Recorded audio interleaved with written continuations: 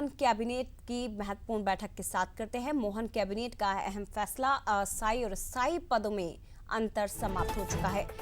वर्तमान के स्वीकृत अस्थायी पद अब स्थायी होंगे। दोनों पदों के सेवा भर्ती नियम एक जैसे होंगे और पदों की 10 में से अब 5 कैटेगरीज ही रहेंगी। तो ये बड़ी खबर इस वक्त की आपको बता रहे हैं, बड़ा फैसला मोहन कैबिनेट का। इसके अलावा भोपाल इंदौर मेट्रो प्रोजेक्ट को मंजूरी दी गई। उद्यम क्रांति योजना जारी रहेगी। बड़ा फैसला हालांकि यह है कि अस्थायी और स्थायी पद में अंतर समाप्त हो चुका है। वर्तमान के स्वीकृत अस्थायी पद स्थायी होंगे और दोनों पदों के सेवा भर्ती नियम एक जैसे ही होंगे। पदों की 10 में से अब 5 कैटेगरी ही रहेंगे। इस खबर को विस्तृत रूप से समझेंगे। सीधे रुख करते हैं, सहयोगी सूरज शर्मा हमारे साथ जानकारी के लिए जुड़ गए हैं। सूरज, ये फैसले को जरा विस्तार से समझाइए।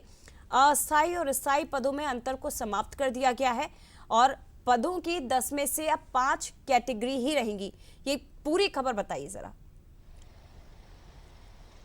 देखिए, कर्मचारियों के लिए और खासतौर से जो आउटसोर्स या डेली बेसिस या जो कॉन्ट्रेक्चुअल कर्मचारी होते हैं उनके लिए बड़ी खबर है, क्योंकि पहले जो अलग अलग 10 अंतर होते थे उसमें यदि हम बात करें तो चाहे महंगाई भत्ते की बात हो, पदोन्नति की बात हो, उनकी लीव की बात हो, कैजुअल लीव की बात हो, पीएफ जो भविष्य निधि होती है उसकी बात हो, या कार्य अवधि, नौकरी की सिक्योरिटी, चिकित्सा सुविधा, ये 10 अलग अलग जो ऐसे अंतर है इनको कम किया गया है। अब इनके तहत यदि बात करें तो अब 5 श्रेणियों में इनको कन्वर्ट कर दिया गया है। इसमें खासतौर से नियमित कर्मचारी आएंगे, संविदा पे कर्मचारी आएंगे, अंशकालीन और दैनिक वेतनभोगी। इनमें समान कार्य समान वेतन के अलावा जो तमाम जो अलग अलग 10 श्रेणी है उनको भी कंपाइल किया गया है, यानी चाहे वो भविष्य निधि की बात हो, उनकी सुरक्षा की गारंटी की बात हो, वेतनमान की बात हो, जिस तरीके से प्रमोशन होता है उसकी बात हो, तो ऐसे अंतर जो है वो पहले 10 थे, अब उनको 5 श्रेणियों में किया है। दरअसल 2004 में ये नियम आया था, उसके बाद हाल ही में हमने देखा भारत सरकार ने जो नए श्रम कानून में बदलाव किए हैं उसी के तहत मध्य प्रदेश सरकार ने भी फैसला लिया है कि अब जो कर्मचारियों की स्थायी और स्थायी भर्ती के जो नियम है उनमें 10 अंतर को खत्म करके सिर्फ 5 अंतर में लेकर आए हैं।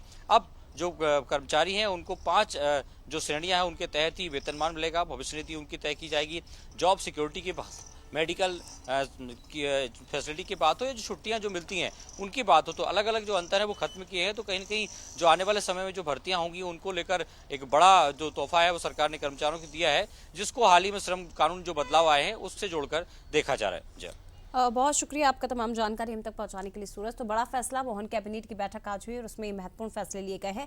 इधर दूसरी तरफ